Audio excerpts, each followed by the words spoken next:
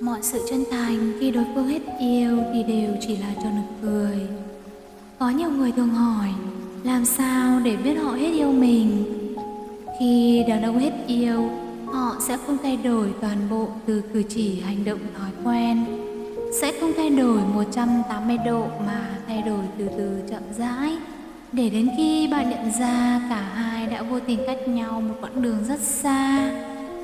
Khi đàn ông không còn muốn bên bạn, ghen tuông đối với họ là phiền phức, hờn dỗi đối với họ là trẻ con, rơi lệ chính là không hiểu chuyện, bạn quan tâm thì chính là xâm phạm vào quyền riêng tư của họ. Và khi bạn hỏi một điều gì đấy, thái độ của họ chính là thiếu kiên nhẫn trả lời.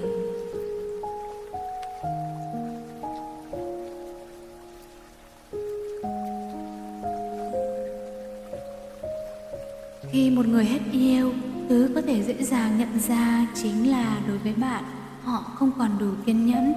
Giống như trước đây khi bạn khóc, họ có thể vỗ về, nhưng sau này thì không. Nước mắt chỉ là thứ rách việc và phiền nhiễu.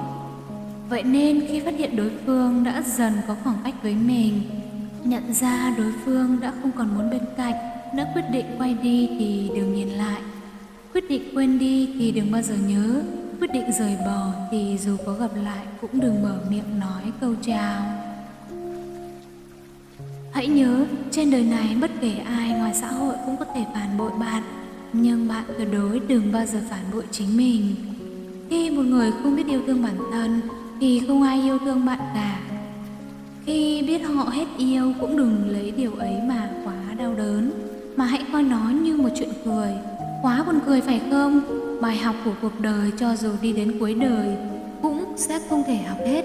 Nên tại sao có câu học, học nữa học mãi đã là bài học.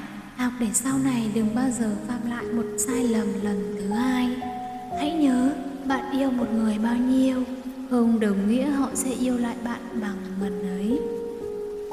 Bạn chân thành thế nào không có nghĩa họ cũng sẽ chân tình trao đi. Đừng dại khờ tin tưởng vào tình yêu trên đời này toàn diện.